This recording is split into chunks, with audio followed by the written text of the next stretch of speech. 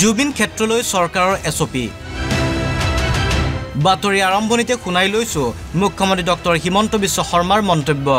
জুবিন গাৰ্গৰ সমাধিক লৈও বা জুবিন ক্ষেত্ৰক লৈও এটা অনানুষ্ঠানিক আলোচনা হৈছিলে আমি ডিসি কামৰূপ মহানগৰ আৰু সোণাপুৰৰ স্থানীয় ৰাইজৰ মাজত আলোচনা কৰি এই গোটেই সমাধি ক্ষেত্ৰখনক এটা ব্যৱস্থিত ৰূপলৈ আনিবলৈ আজি আমি ডিসি কামৰূপ মহানগৰক পৰামৰ্শ দিছো কোনো কাৰণতে এই জুবিন ক্ষেত্ৰত মদ খোৱা মানুহ বা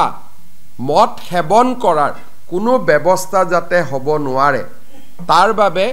আমি কঠোৰ পদক্ষেপ ল'বলৈ আজি আমি কামৰূপ জিলা মহানগৰৰ উপায়ুক্তক আমি পৰামৰ্শ দিছো এতিয়াৰ পৰা জুবিন ক্ষেত্ৰলৈ যোৱাৰ সময় হ'ব পুৱা 6 বজাৰ পৰা নিশা 10 বজালৈ সোণাপুৰৰ জুবিন ক্ষেত্ৰত নিশা হ'লেই সৃষ্টি হোৱা অভাৱনীয় পৰিৱেশৰ বাবে চৰকাৰে ল'লে এই সিদ্ধান্ত চৰকাৰে লোৱা এই সিদ্ধান্তৰ পিছতে বিভিন্নজনৰ বিভিন্ন মতামত বিশিষ্ট লেখিকা ৰীতা চৌধুৰীয়ে নিজৰ ফেচবুক একাউণ্টৰ জৰিয়তে মুখ্যমন্ত্ৰী ডক্টৰ হিমন্ত বিশ্ব শৰ্মালৈ লিখিলে মুকলি চিঠি মুখ্যমন্ত্ৰীগৰাকীয়ে জুবিন ক্ষেত্ৰলৈ যোৱাৰ সময়সীমা পুনৰ বিবেচনা কৰিবলৈ আহ্বান বিশিষ্ট লেখিকাগৰাকীৰ ৰাতি 10টাৰ পিছত অসমত কোনো কামাখ্যা মন্দিৰতো নাযায় এনে কিছুমান কথা কৈ মানুহক উত্তেজিত কৰিব নালাগে লাগিলে তেওঁ জুনেই নহওক কিয় ৰাতি 10টাৰ পিছত মানুহ কামাখ্যা মন্দিৰতো নাযায় 10টা বজাৰ পিছত কোনো মন্দিৰত নাযায় কোনো কলেজত নাযায় কোনো ইউনিভাৰ্চিটিত নাযায় ৰাতি সোণাপুৰত লোকেল মানুহ থাকেতো তেওঁলোকে ইমান মৰমেৰে জাগাখন এৰি দিছে এটা তেওঁলোকক গোটেই ৰাতি আমি দিগদাৰি কৰি থাকিম নেকি মোৰ ঘৰৰ কাষত সমাধি আছে মই ইমান মৰমেৰে মাটিখিনি দিছোঁ এটা তেওঁলোকক গোটেই ৰাতি আমি কষ্ট দি থাকিম নেকি আনহাতে মুখ্যমন্ত্ৰীৰ এই সিদ্ধান্তক সমালোচনা কৃষক মুক্তি সংগ্ৰাম সমিতিৰ এটা ঘটনা যেটো ঘটনাৰ চিত্ৰনাট্য পৰিকল্পনা বিজেপিৰ বৰঘৰৰ মানুহে গৈ তাত অপ্ৰীতিকৰ পৰিস্থিতি সৃষ্টি কৰাইছে আৰু তাৰ পাছতে চৰকাৰে ঘোষণা কৰিছে যে তাত এছপি দিয়া হ'ব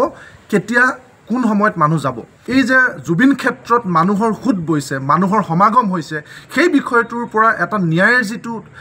আমাৰ প্ৰক্ৰিয়া ন্যায় প্ৰাপ্তিৰ যেটো মানুহৰ সংগ্ৰাম এই সংগ্ৰামখন যে অধিক ত্বৰান্বিত হৈ গৈছে এই কথা বিজেপিয়ে মৰ্মে উপলব্ধি কৰিছে ইফালে ৰাজ্য চৰকাৰে জাৰি কৰা এছপি সন্দৰ্ভত প্ৰতিক্ৰিয়া এআইডিএফৰ বিধায়ক হাফিজ ৰফিকুল ইছলামৰ যোৱাৰ কাৰণে সুবিধাখন কৰি দিব লাগে মানুহক তাৰ কাৰণে সাংঘাতিক মানে কোনো বেৰিয়াৰ হ'ব নালাগে যে এইটো সময়ত আহিব সেইটো সময়ত নোৱাৰিব হয় পৰিৱেশটো ভাল ৰখাৰ কাৰণে প্ৰশাসনৰ দায়িত্ব আছে তেখেতসকলে পুলিচ প্ৰশাসন আছে তেখেতসকলে চাব পৰিৱেশ যাতে তাতে শান্ত পৰিষ্কাৰ পবিত্ৰ থাকে পৰিৱেশটো তাৰ প্ৰতি প্ৰশাসনৰ দৃষ্টি ৰাখিব লাগে 23 অক্টোবৰৰ পৰা বিজেপি আৰম্ভ কৰা আমিও জুবিন অনুৰাগী কাৰ্যসূচীক ৰাজনৈতিক এজেণ্ডা আখ্যা বিধায়ক ৰফিকুল ইছলামৰ বিজেপিৰ ওয়াৰ্কাৰ কৰ্মীসকলে বিজেপিৰ পতাকা লৈ মিনিষ্টাৰৰ নেতৃত্বত বিজেপিৰ সভাপতিৰ নেতৃত্বত বিজেপিৰ ওয়াৰ্কাৰ কৰ্মীসকলে বিজেপিৰ ফ্ল্যাগ লৈ ৰাস্তাত ওলাই যেটো জুবিন গাৰ্গৰ জাষ্টিছৰ কথা ৰাস্তাত স্লোগান দি আছে এটো মই ভাবো এটা মানে হাস্যকৰ ঘটনা বিজেপিয়ে কৰি আছে ভাই আপোনালোকে ৰাস্তাতে ৰদৰ মাজত কিয় তাতে চিঞৰ বাখৰ কৰিব লাগে আপোনালোকে আহি মুখ্যমন্ত্ৰী অফিসটো ঘেৰাও কৰক না মুখ্যমন্ত্ৰী অফিসটো ঘেৰাও কৰি কক যে আপুনি এই হেৰিটো সিবিআইক দি দিয়ক চৰকাৰৰ এই সিদ্ধান্তৰ পিছতে এতিয়া এনেদৰে বিভিন্ন মহলত সৃষ্টি হৈছে প্ৰতিক্ৰিয়াৰ